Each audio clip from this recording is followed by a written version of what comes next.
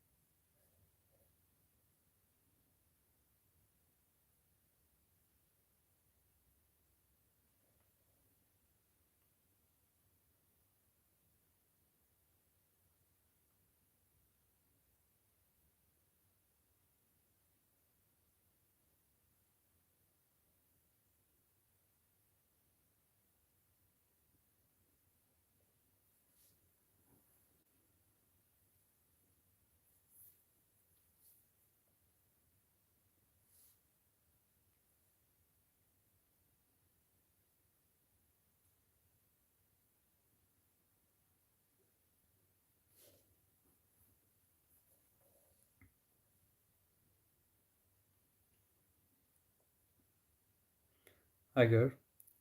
I want to ask which university is best for MSc Data Science with placement here? University of Bath, University of Sussex, University of Surrey, University of Northumbria. I would say University of Bath is the best option out of the universities which you have mentioned.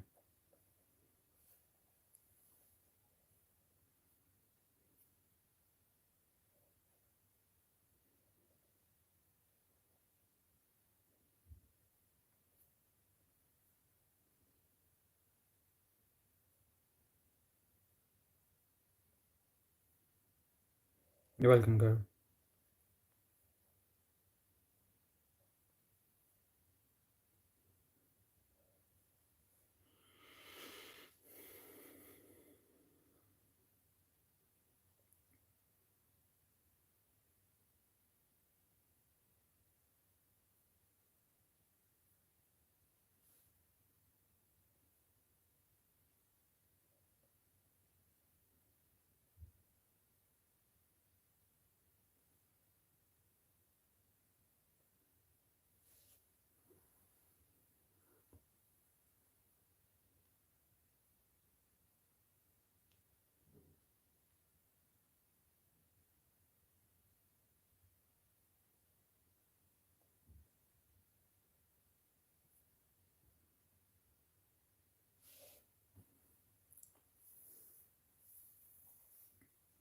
When are you planning for your master's, girl?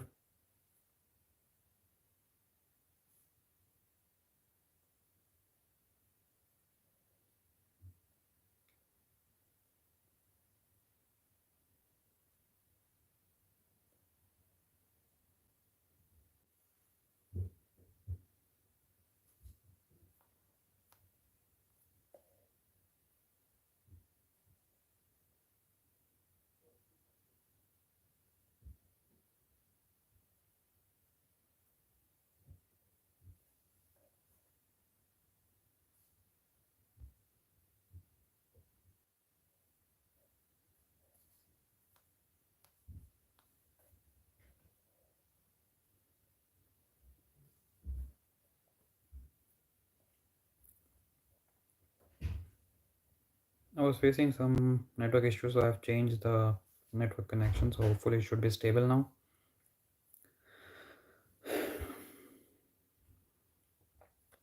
And one more thing, is MSc Data Science and Artificial Intelligence cover more in-depth knowledge of topic like deep learning? I think it depends quite a lot on course to course and university as well. Some of the universities, they do cover in-depth stuff, but some of the universities, they just cover the application part. And when you look at a course structure, somehow you will be able to figure out which university is covering in depth, because if you can see the course outline, and when you actually go into the module description, you will be able to see. But if you're still confused, I would always suggest emailing the admission team, and sometimes they also give you the name of the program director, so you can email them, and they may be able to put you in contact with the module leader, and then you will be able to ask them whether mathematical part will be covered in that or not. So you can do those things. But in general, as you know that masters in the UK is just for 1 year, so they usually cover the application part. And if you want to go in depth, you will have to do it on your own.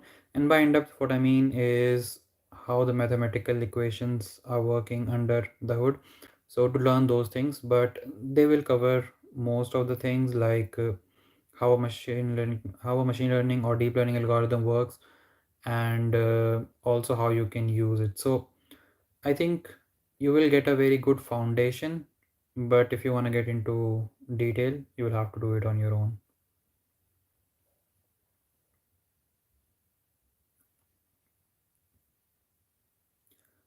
I want guidance regarding building my CV. I recently graduated from college with 87% and will be applying in colleges like LSE, UCL for MSc Data Science.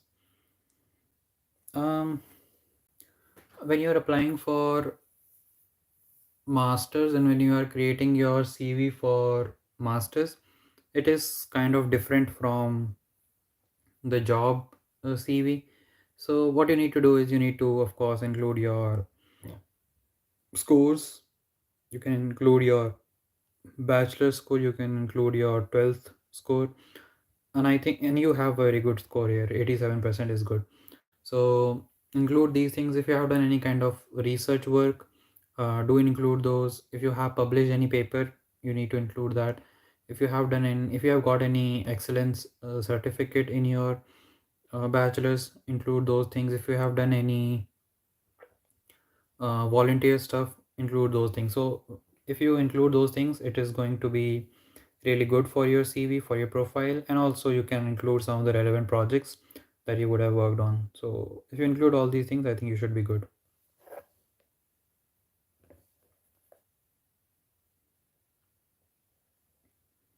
I'm planning to do my masters in 24 September intake. Okay, I will be applying for September 24 intake. Okay, nice.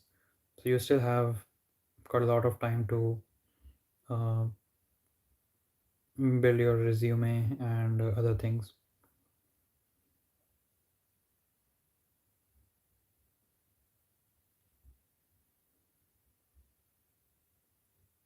Hello, brother. How have you been? I'm doing good. How about you? I have shortlisted some universities on the basis of course curriculum and course ranking, but I am a little confused whether I should go for 2 year part-time degree or go with a placement. Uh, I am personally not too fond of part-time degrees, so I would suggest going with the full-time course. So that would be my personal opinion. And you can go for placement here. It will give you buffer time to find a job or to find a placement where you can gain some experience, and then if you perform well, maybe you will be able to get a full-time role as well. So yeah, if you are unsure, if you want some safety cushion, then you can probably go for placement here. But for people who have some experience, like 2, 3, 4, maybe more years of experience, I usually do not suggest going for placement here.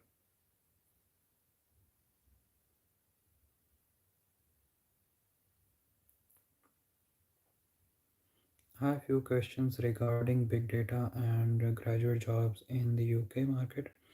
Do I need big data for graduate jobs? And If yes, what should I need to cover and enhance?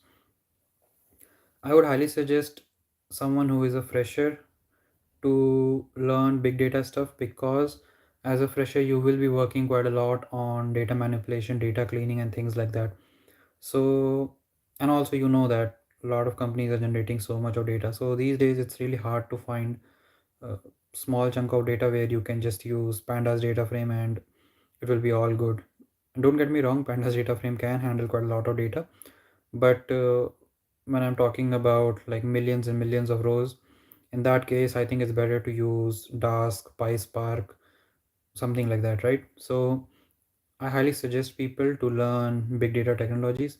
So I think PySpark is a good one. You can also go for Dask. So either of those you should learn.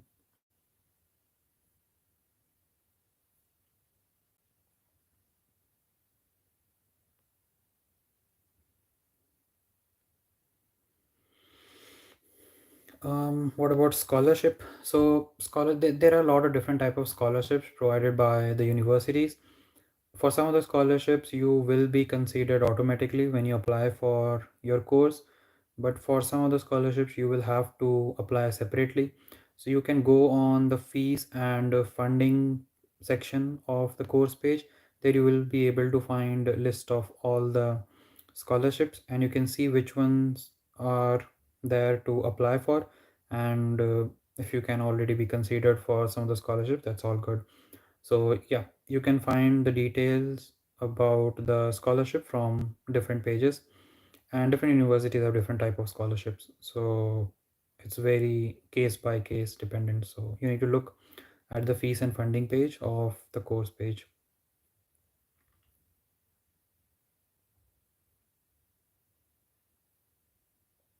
I am in my final year of bachelor, so I am complete fresher. That's why asking you that part-time degree is fine for me, or should I go for full-time one? I would say going for full-time is the better option.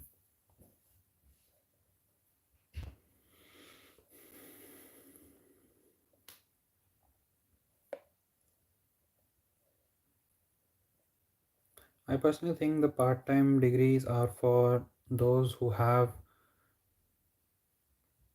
certain number of years of experience. So, and if they are already working, so they can just continue to work and do the part-time degree alongside, because if they want some kind of promotions, usually companies they do ask certain level of education. So for them, yeah, it may work because they just need a degree. They don't really need the actual education part. They don't really need to make any kind of connections and stuff. But if you are a fresher and you are looking for your first job once you complete your degree, I think it's better to go for full-time course, and then there you will be able to make some good connections, and also you'll be able to make most out of your course. So that's why I usually suggest to go for full-time course. And even for people who have experience and job, if they have resources, time, uh, resources, and by resource I mean money and time both. So if they have both, they can do full-time course. It is actually better than the part-time one. So yeah, I am personally into full-time courses rather than part-time ones. So yeah, that's just my opinion. At the end of the day, you should make your own mind on your own decision, because you know your condition much better than I do. So yeah.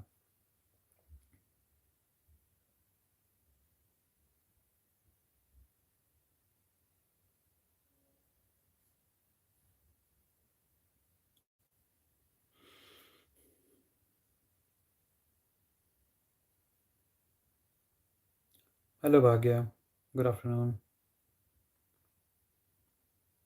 I'm back. Yeah, I think when you are applying for visa, and when you get your visa, you need to plan your travel, you need to pack so many things, so sometimes it can get a bit busy. So yeah, that's totally understandable, but I hope all the plannings are going smoothly.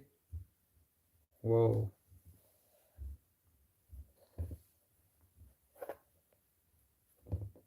what's happening with the camera?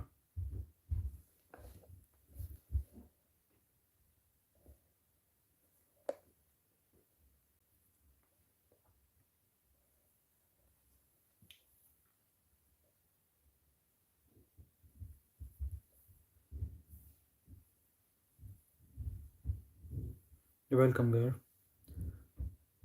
Actually, I am completely confused between tools such as Hive, Hadoop, TensorFlow, Cassandra, Airflow, Docker, AWS. Um, I won't suggest going for Hive, Hadoop for now. So you need to pick different tools and techniques for different areas. So you have mentioned some of the tools here like TensorFlow, AWS, Docker, Airflow, Cassandra, Hive, Hive and Hadoop. Instead of that, you can go for PySpark, which is good, or you can go for Dask. You can choose either of those. I would personally go for PySpark. TensorFlow is used mainly for deep learning side. So an alternative for TensorFlow is PyTorch. So if you haven't learned TensorFlow, I would say probably go with PyTorch now, because it is gaining quite a lot of popularity in the industry, and lots of companies are moving towards PyTorch. So you can do that. But if you think TensorFlow is much more understandable, it will help you to understand deep learning concepts much more better, then you can go for TensorFlow. There is nothing wrong in that, and there are still significant number of companies they're using TensorFlow, so that's there. Docker will be used mainly for uh, packaging and application. So it's a good tool, but I think I will leave it for the end when you will understand how to create a data science application from start till the end. And when you want to deploy it, when you want to containerize it, then you can look into a Docker. AWS is something which I would highly suggest learning, because these days lots and lots of companies they are using cloud infrastructure for their development purposes. So you can learn AWS. But I think if you are very new to data science, and if you haven't started yet, I would suggest, or rather than that, I mean, if you can tell me what all things you have already covered, I can suggest you what could be the next step, and what tools you should pick next. So do let me know in the chat what tools you have already covered, and or any kind of concepts that you have already covered or have started learning. So do let me know in the chat.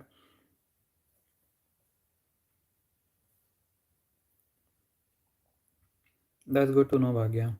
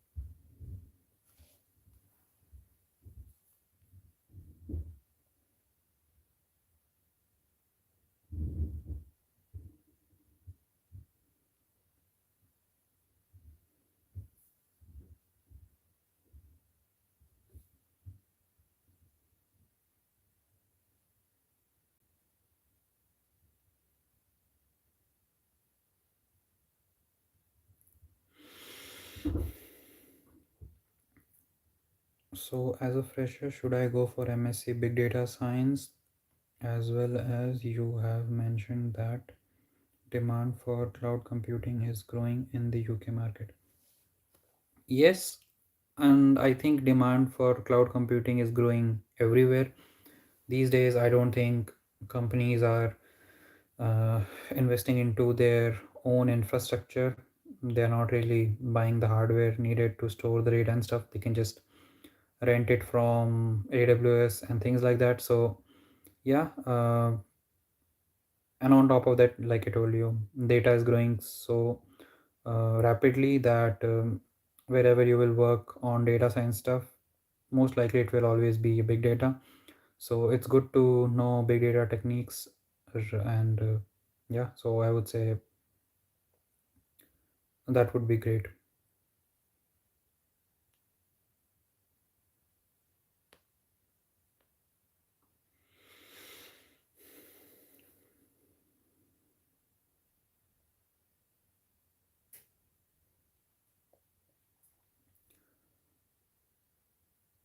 I have done my master's in data science course, was more or less like business analytics, and I am looking forward to learn or enhance my skills towards big data. Yeah, right. So you have done your master's in data science, so that's good. So you will have good idea about all the foundations stuff, and now you can actually learn things which are much more specialized, like AWS big data stuff. So that's a good way to take it. And now if you want to learn, I would say first start with AWS. And when you are learning AWS, it's not just about, I mean, it's not like you have to learn the whole infrastructure, how AWS work and things like that. You need to just know what all services are being provided by AWS and how to use them. And what you can do is you can pick a big data science project, and you can do that project on AWS. You can use probably PySpark to do those uh, projects, and then you can use AWS as a service provider or as a platform where you can create your own environment and run your code. So that way you will get used to how AWS works, and also you will understand how PySpark works. So you will be able to learn both the things in just one go. So that's what I would suggest, because those are the two skills which I think are very important these days in the job market.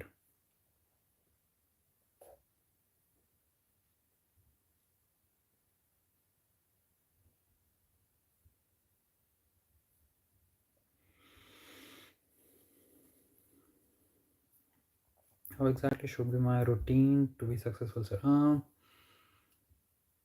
So it's a very complex question, because it depends a lot on how your course will be. So how many hours you'll have to put into your coursework, and how many hours will be the classes that you need to attend.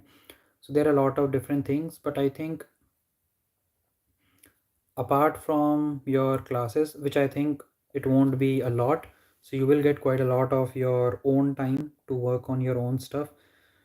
So I would suggest, apart from your uh, university hours, you need to spend around, let's say, 2 to 3 hours every day on things which you want to learn, like additional stuff. So if your university is not covering cloud computing, then you can probably try to learn that. If your university is not covering big data, then you can learn that. If your university is not covering generative AI, then you can learn about generative AI as well.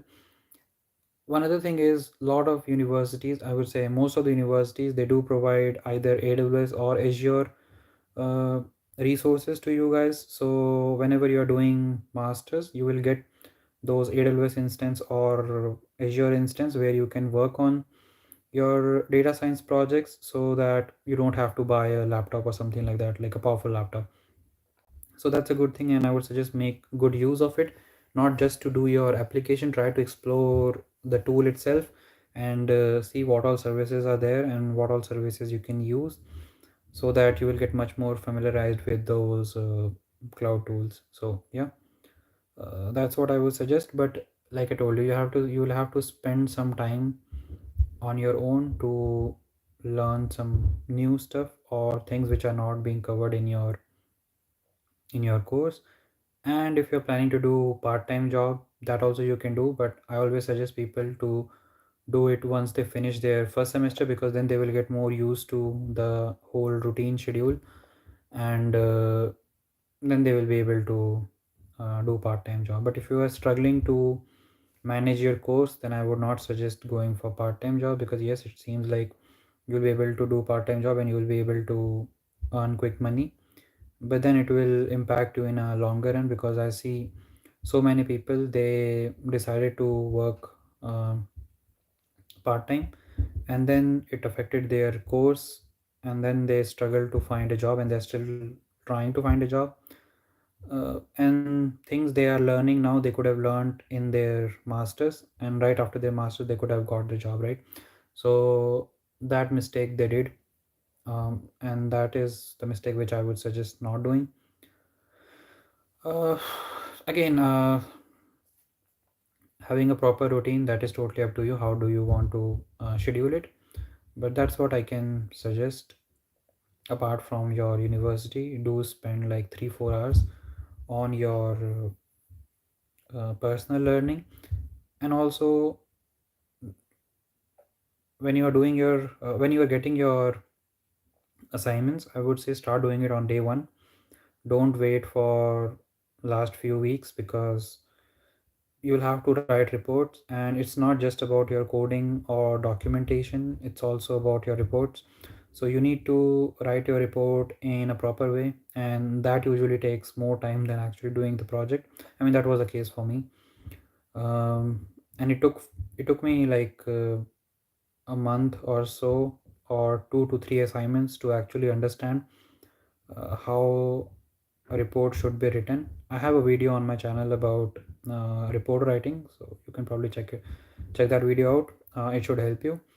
But yeah, do focus on your report writing. And I'm not saying that code is not important. You need to work on your code as well, but report is again very important. So is Queen Mary University of London good for MSc Big Data Science? If I talk purely from the course curriculum perspective, yes, it is a good university. On top of that, it's a Russell Group University, so that is there. So yeah, overall, I would say it's a good university.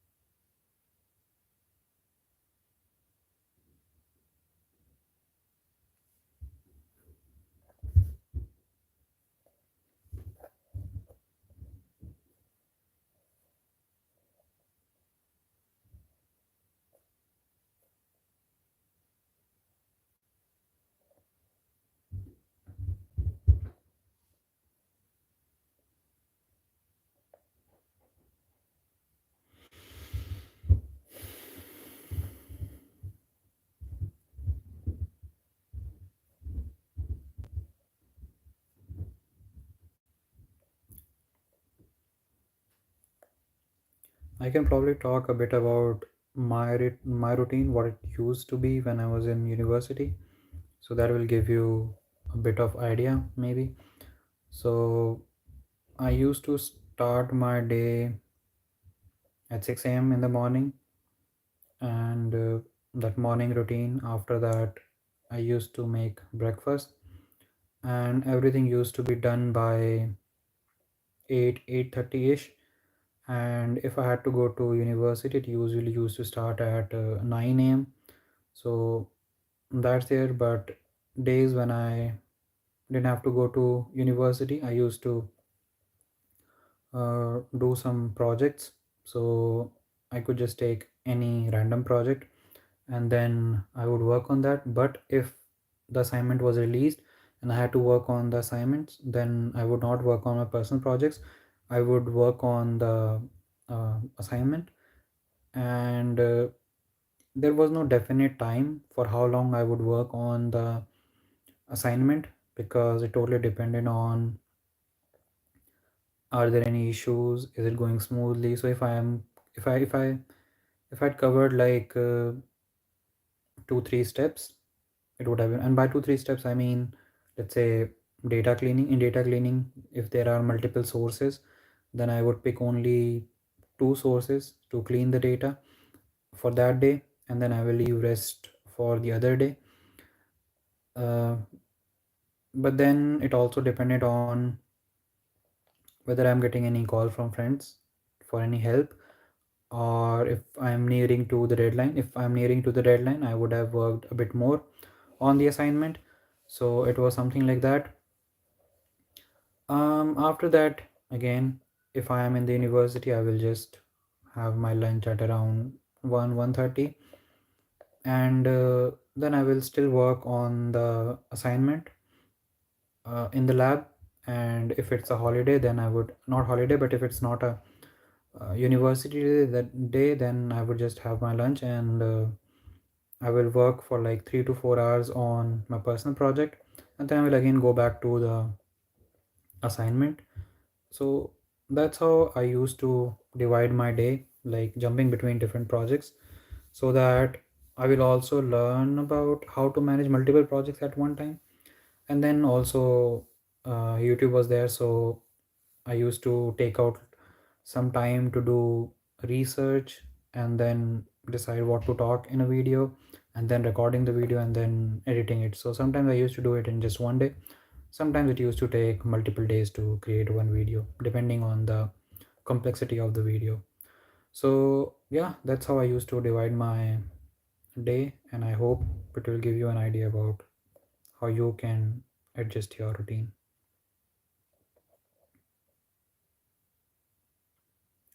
Yeah, Aditya, go ahead.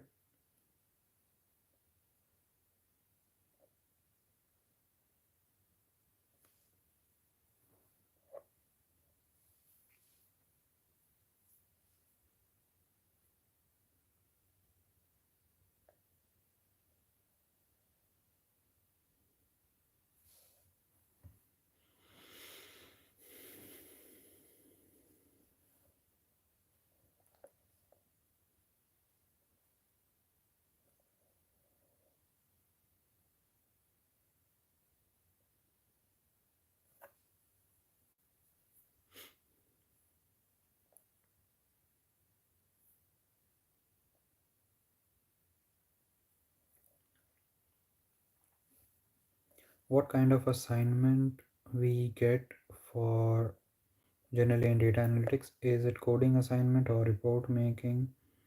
Also about the practical exams. So it is mix of both. You will have coding as well as report writing. So if you are doing a data analytics project, so if you go to my GitHub and you will look for a repository, cybersecurity, data analytics, something like that, there you will be able to see the nature of data analytics project, where you'll have to write code to do the data analysis, data cleaning, all those sort of things. And then you will also have to write a report to discuss about what you have done in your assignment. So it will usually be mix of both. And as for practical exams, it very much depends on university. In Newcastle University, we had uh, assessments purely based on your project or coursework, whereas in some of the universities they do conduct exams. So I don't think it will be a practical exam, it will be a written exam. And as for practical exam, it will be your assignment that you will submit, or the coding or the genetics project that you would do. So those are the things which you will submit as part of your practical exams.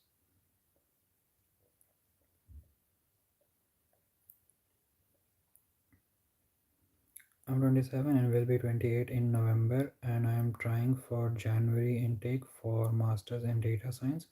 Is it okay to take the chance at 28, and is it worth, as I am a bit confused about the age factor and job market. So you're not that old, Aditya. I think uh, I'm at the similar age as of you.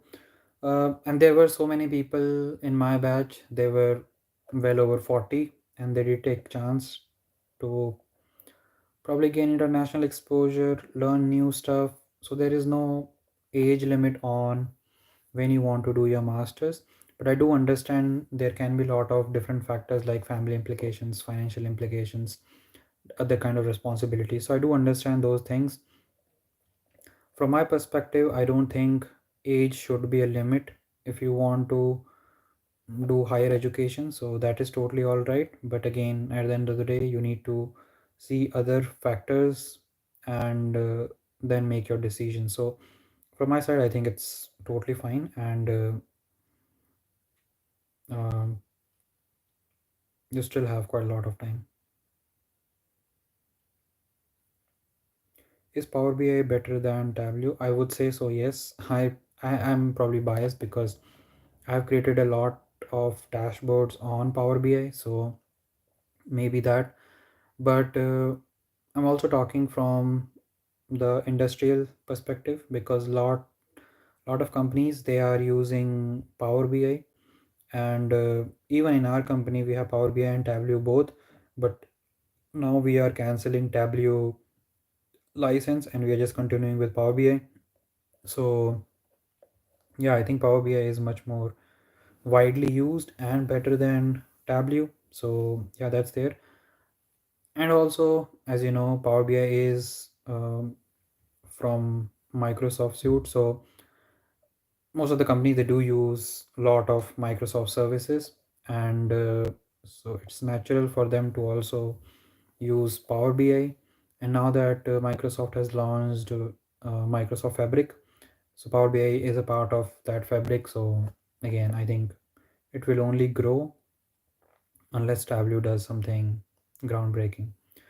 But yeah, I think Power BI is better and popular as compared to Tableau. But I would also suggest you probably talk to someone who have yeah, talk to someone who has used Tableau more, so they will be able to tell you something. I have used Tableau, but very less as compared to Power BI.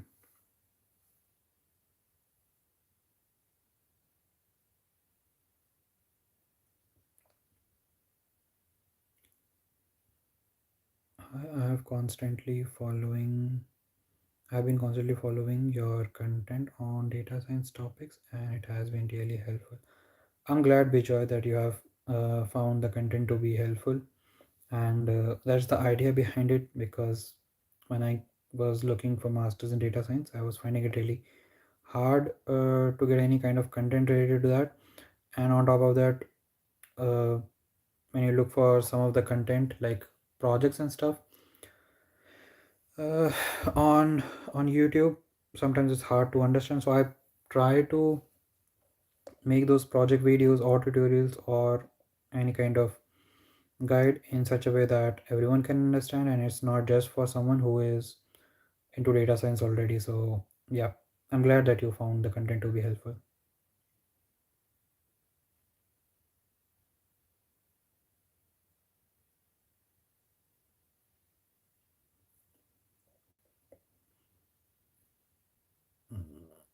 There are some factors like family responsibilities and things like that. I am single, so I am taking the chance so that I can explore the international market. And yeah, now that you are single, you can take some risks and you can explore certain things. But when you will have more dependencies, I think you will be much more restricted, and then you may not want to do those things. So I think this is the right time to explore various opportunities. You're welcome, Garv. Is UK data science market better than India? What is the recession situation in the UK? I was looking at the competition in India and in UK. So I was just going through LinkedIn and I was seeing how many people are applying for a particular role related to data science in the UK and in India, and I could see there are like significant more number of people applying for one particular job in India as compared to the UK. So I would say yes, I think the competition is less in the UK as compared to in India, but do note that it's relatively less and it's not less. For one particular role, at least 2 to 300 people are applying in the UK. So the competition is still high here. And on top of that, you have another complexity, which is visa complexity. So there are some companies, so they don't want to hire people on post study work visa, because after 2 years they may have to sponsor the candidate, and a company can only offer sponsorship to certain number of people. So if so they usually save that number of sponsorship for experienced candidates, and if you have some experience, then yes, you will be able to find the sponsorship as well after that. But then the good thing is you get 2 years of post study work visa, and when I say a lot of companies they don't want to hire people, they are usually the smaller ones.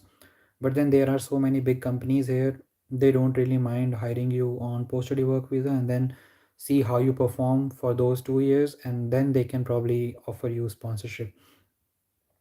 So that's how things usually are, and if you are performing really well, then you can probably ask for sponsorship even earlier than that. So yeah, do keep in mind that it totally depends on the size of the company. Yes, the economic situation is not good right now, and the number of jobs in the UK is been falling from past 14 months, I guess now. Yeah, I was looking at the statistics this morning on Office of National Statistic, and I could see from last 14 months the number of jobs are still falling. Yeah, so job market is quite competitive, but is I think better than India. But on the other hand, Indian job market is much more greener as compared to the UK. So, and on top of that, you will not have any visa implications. So if you think you have the skills, if you have good portfolio, I think you should be able to get something in India as well. But do note that don't directly compare pound to Indian rupees, because in the UK you have more expenses as compared to in India. So if you are earning like 14-15 lakh Indian rupees in India, it could be equivalent to 35-40,000 pounds in the UK. So you may see it as 35 lakh Indian rupees you're earning in the UK, so it looks good, but then you will also be spending quite a lot. So do keep that factor in mind. So in terms of pay scale, I would say it's same in India as well as here. Uh, but in terms of competition, it is relatively less as compared to what we have in India. But again, it depends on a lot of other factors as well, like I told you, visa and stuff. But then in India, they may ignore your communication skills and they may purely focus on your technical skills. But here, you'll have to be good with your communication skills as well. On top of that, you'll have to have good technical skills. Recently, I interviewed multiple candidates for one of the roles that we have, and I asked quite basic questions about statistics and machine learning, deep learning, but they could not answer it. And then they have been preparing for interviews from a very long time. So I'm not sure what exactly they are doing in that preparation time. So uh, sometimes in the company, we say that we are finding it really hard to find a candidate for this particular role, and from a candidate's perspective they see that there are a number of jobs but they are finding it really hard to get a job. So it's not like even if there is a shortage of candidates, company is going to hire substandard people, right? So you'll have to skill up quite a lot, and it really depends on what kind of people are applying for a role. So there are a lot of different things. It's hard to say that UK is the clear winner or India is the clear winner, But if we just talk about the competition, yes, it is less in the UK, but it's not just about technical skills. There are other factors as well, which makes it a bit more complicated to find a job in the UK than in India.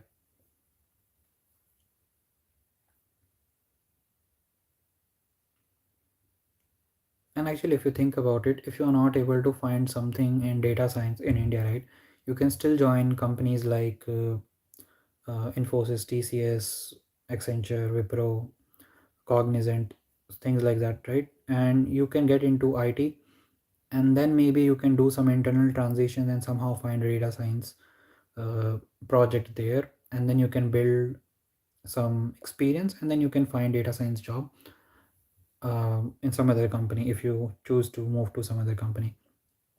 Whereas in the UK, you don't really have that kind of option, because in the UK there are very few service based companies, because if they want to outsource some service, they would just do it from India or similar countries, because there they have to pay less. But when they want to outsource the same thing in the UK, they'll have to pay quite a lot of money. So you don't have that job market in the UK. So that is why I think you can get jobs relatively easily in India. And then if you can do some internal transition and then find a job in data science field, I think that makes it easier to find a job in India. But that's a longer path or route that you need to take. I hope that makes sense. I mean, I spoke quite a lot on this, and I tried flagging up a lot of different type of factors, but again, it only comes down to your personal condition. What are the best beginner projects for data science, which we can include in our CV? Mm, if you're creating a data science CV, if I'm looking at someone's CV, I would like to see end-to-end project, and it could be anything. It's not like uh, you have to do some very complex project, but it should be end-to-end. And by end-to-end, what I mean is you have a data source. It's not if it's not an Excel sheet, that would be better. So it could be Oracle, it could be Snowflake, it could be anything. If you have a data source, and then you have a data collection pipeline, which is collecting data from various sources, could be web scraping, it could be anything. And then you're storing it in your database, and then you're reading the data from your database into your Python environment, where you are doing all the coding, data cleaning, and data analysis part. You are doing that, and then you are, after data cleaning, you are pushing that back to your data source, and then you are reading it to do the data analysis. You could use Power BI, for example. You can connect it directly to your database, and then it will directly read the data, and then you can have a very interactive dashboard which your stakeholders can use, because that will show that you know how to link multiple sources. That is going to be a really good project. And then if you want to do any kind of predictive modeling, then you can also build machine learning models and then try to deploy it using Streamlit. It's a really good tool to deploy simple machine learning models, and then you can share that link on your resume, so that interviewers, they can actually interact with that model and see you have worked on a very live project. Because if you do a full data science project in one IPython notebook, it's not interesting, because you are not really doing anything exceptional. It's kind of very easy to do that, right? But when you actually go to a company, you won't be doing that. You will have to connect a lot of different type of tools, and then you'll have to automate that whole pipeline. So if you could show those kind of things on your CV, I think you'll have a really good profile and project to showcase.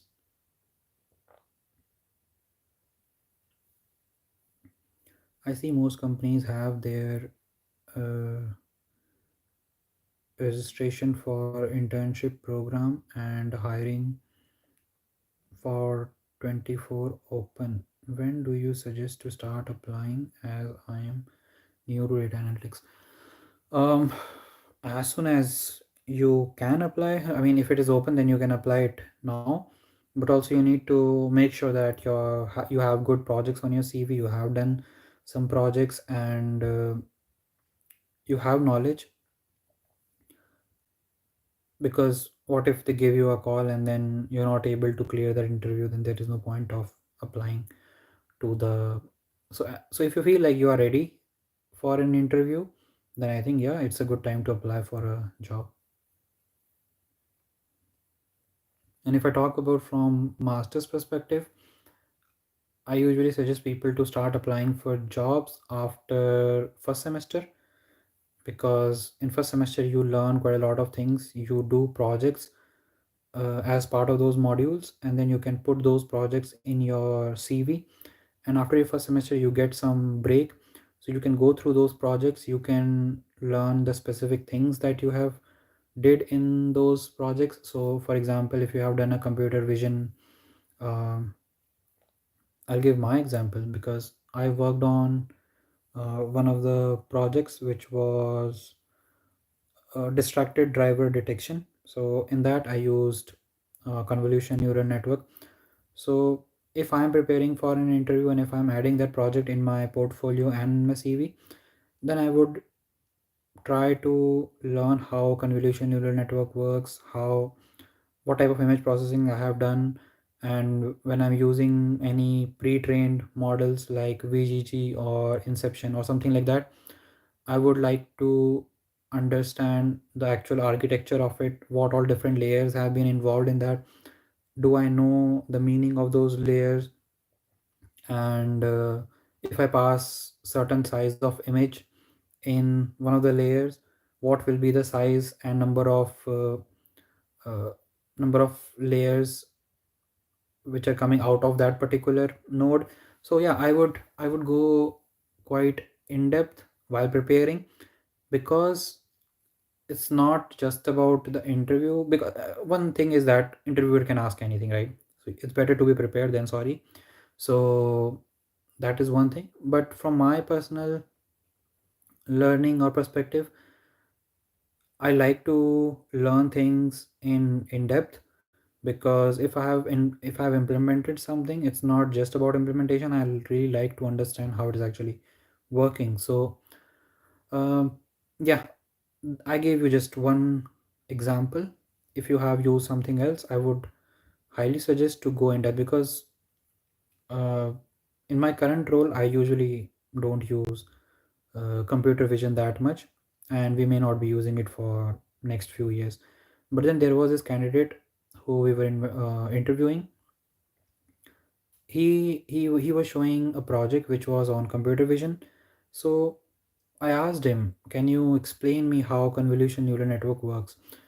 And he could not do that. So that tells me that he is only into implementation, and he does not try to understand, or he does not try to learn things in a proper way. So he just wants to implement things, and implementing any kind of project is not really that hard. Now that we have chat gpt, you can just go to chat gpt, you can say that I want to use pre-trained model like VG16, and I want to create a few more layers after that, like dense layer, and then I want to have output. It will generate a code for you and you are all set. You just need to copy paste, you just need to pass in your image, and it will give you the output. It's that easy. So what's the point of doing that kind of project? So I'm just trying to tell you from the perspective of interviewer, so that you can prepare well. I hope that makes sense.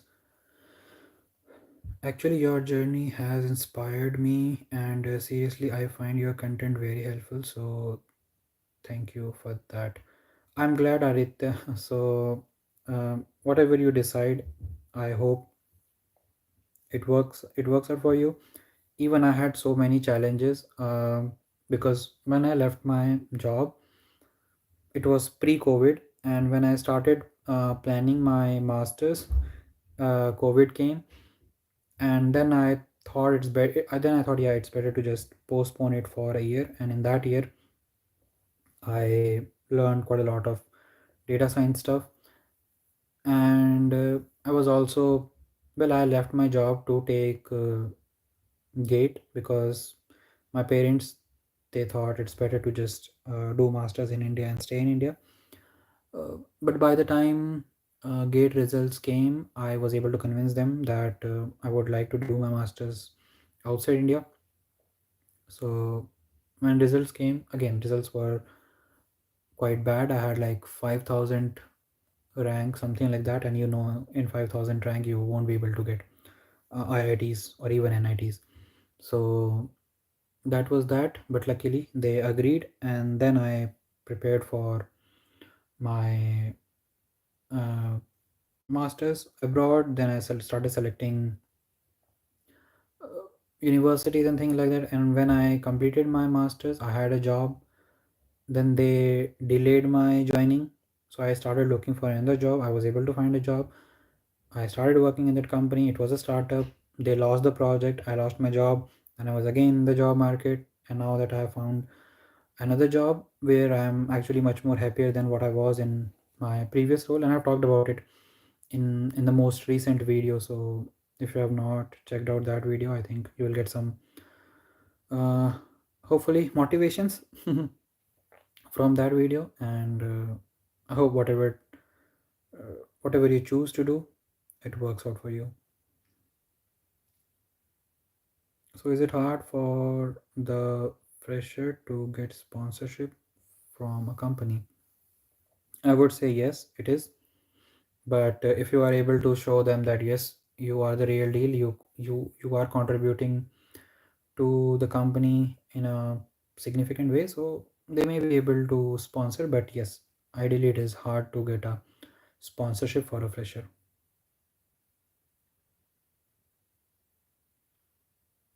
but it's not impossible. So that is important to mention.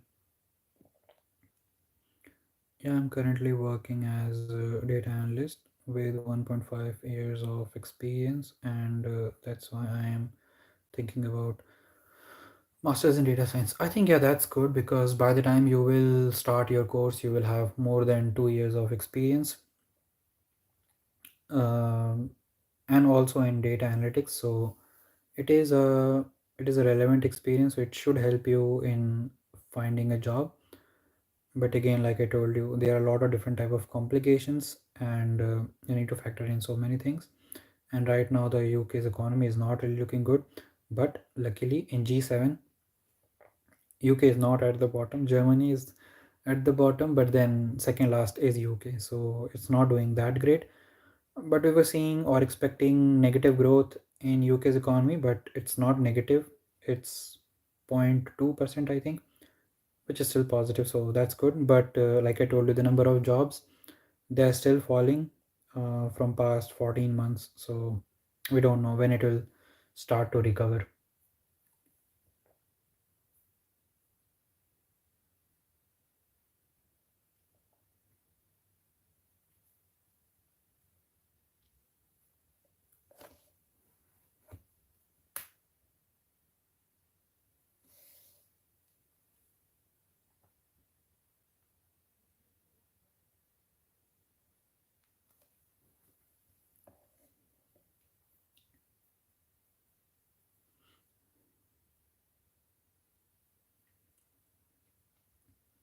How can we look for internship opportunities during an MSc in data science in the UK, as I am switching from my current domain, and what are the most efficient ways to land an internship? Traditional ones you already know, applying on LinkedIn and other job portals. Apart from that, you can go to meetups. There you will be able to find an internship, and that's how I was able to find my internship. You can participate in hackathons, and you may be able to find some good internship or even job offer from the hackathons. So those two are the most efficient way that I would suggest.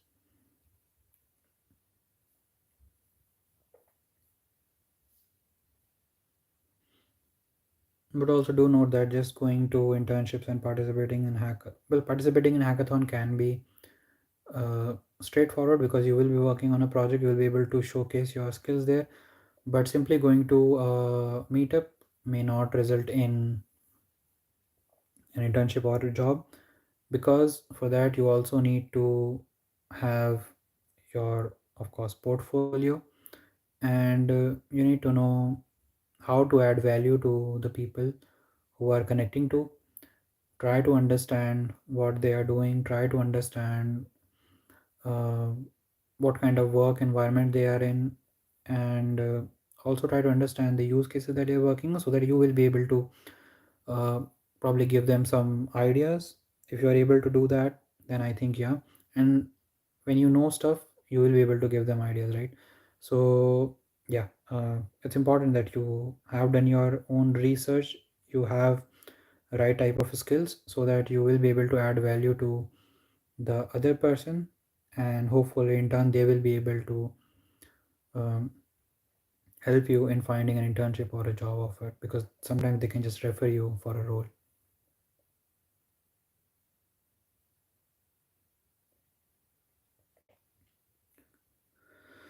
Apart from London, which city is good for IT jobs in UK? I think Leeds is a good one. Manchester is a good one. Mm, Leeds, Manchester. Yeah, so those are the other two places where you can find IT jobs quite well, not easily, but relatively easily, let's say.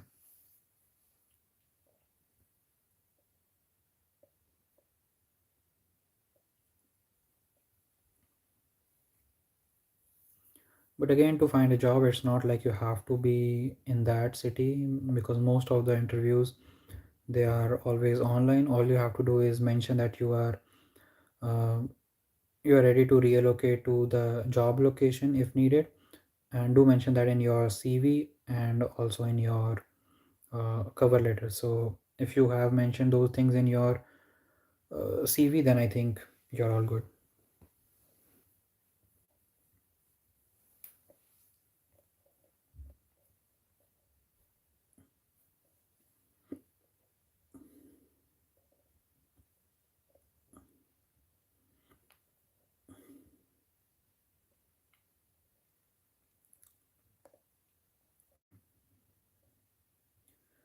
All right, everyone. I think I have answered most of the questions, and we are over 1 hour now. So I will end the stream now, and I hope to see you guys next Saturday, 12 p.m. UK time. So, yeah, have a great weekend and keep learning. Bye.